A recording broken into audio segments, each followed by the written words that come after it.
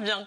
Allez, à la une aujourd'hui, ce 5e jour de mobilisation des taxis contre les nouveaux tarifs du transport sanitaire et la concurrence des VTC. Plusieurs rassemblements ont encore lieu aujourd'hui à Pau, dans la ville de François Bayrou, à Marseille ou encore boulevard Raspail, comme vous le voyez sur ces images en direct de Paris.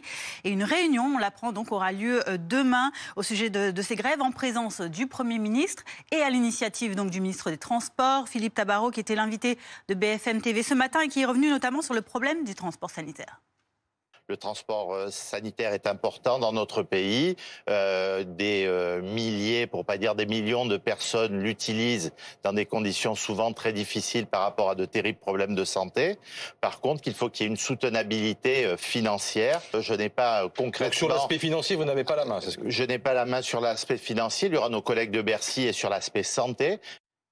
Les suites de l'enquête sur la mort d'un enfant de 8 ans hier dans le bassin d'Arcachon. Le conducteur du bateau de pêche qui a percuté l'optimiste à bord duquel l'enfant prenait des cours a été testé positif à la cocaïne et au cannabis. Sa garde à vue a été prolongée hier de 24 heures supplémentaires. À l'étranger, l'homme suspecté d'avoir tiré mortellement devant le musée juif de Washington mercredi est inculpé pour assassinat. Le FBI considère le meurtre d'un couple d'employés de l'ambassade israélienne dont il est accusé comme une attaque terroriste. Le suspect avait notamment appelé à libérer la Palestine. Le Premier ministre israélien Benjamin Netanyahou, lui, a ordonné hier de renforcer la sécurité de toutes les représentations diplomatiques de son pays dans le monde entier. Les déclarations d'Anthony Delon sur BFM TV hier après la publication d'un livre enquête, Les derniers jours du samouraï, des journalistes Laurence Piot et François Vignol.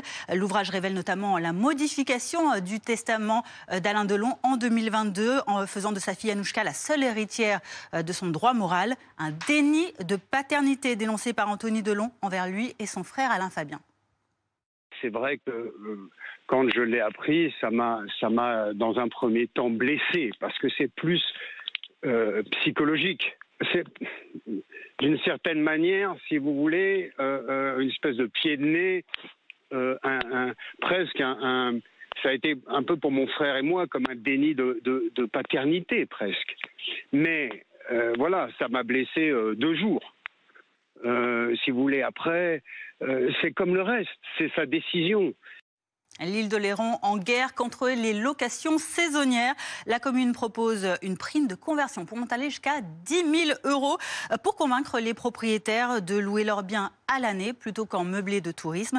Avec un record français de 62% de résidences secondaires, les logements sont rares sur l'île, notamment pour les salariés qui y vivent et qui y travaillent. Et cette information BFM TV à 8 jours de la finale de Ligue des Champions PSG Inter Milan à Munich. Bruno Retailleau rencontre ce matin à huis clos le préfet de police de Paris, Laurent Nunez. Objectif, organiser le dispositif de sécurité parisien le soir du match.